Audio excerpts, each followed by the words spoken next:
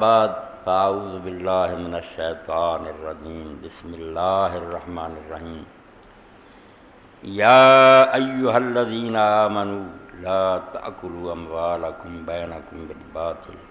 الا ان تکون تجارۃ عن تراض منکم ولا تقتلوا انفسکم ان اللہ کان بکم رحیما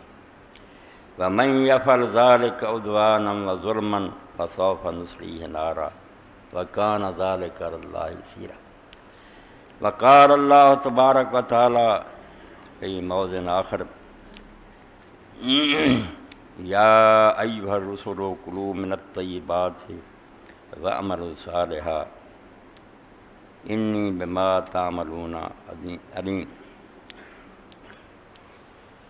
واجب تکریم سامعین کرام، چند دن پہلا ایک ایسا خانہ پیش آیا جس پاروں شاعر دی یہ بات زبان سے آ گئی، جو کیسی بات عجیب انہیں کہی، قسمت کو دیکھیے کہاں جا کے ٹوٹی کمند، دو چار رات جب کہ لبے بام رہ گیا۔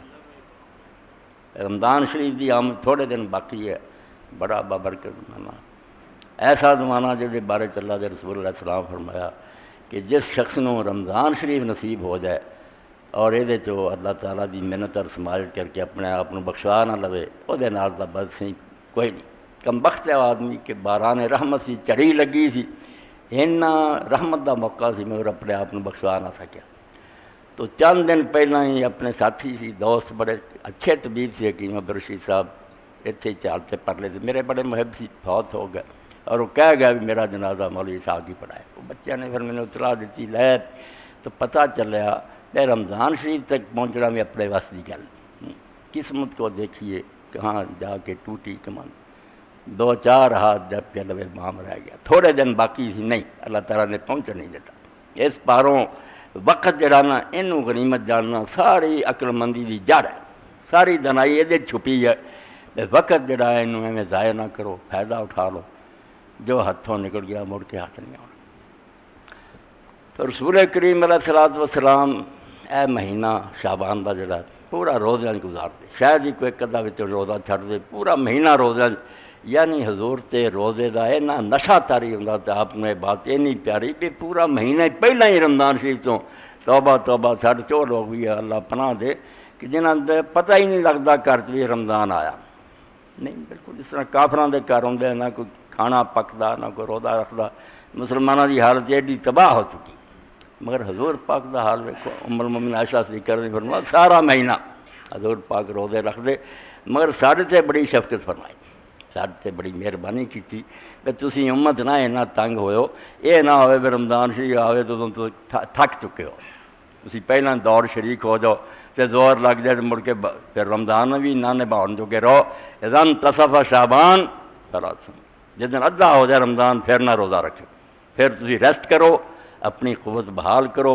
رمضان شریف جڑا چج نہ گزر۔ سانوں یہ کیا کہ تسی آن اپنا خیال کرو۔ میرے اللہ آپ نے فرمایا ویکھو مینوں اللہ تعالیٰ ایسی طاقت دیندا ہے میرے لیے کوئی نہیں، میں کئی دن بھی نہ کھاواں پیواں تے مینوں روحانی غذا ملدی ہے، اللہ تعالیٰ کی طرف طاقت ملدی، اور وہ طاقت ایسی ہے جس بارے وعدہ آیا کہ جدوں قیامت دا دن 50,000 سال دا ہونا نا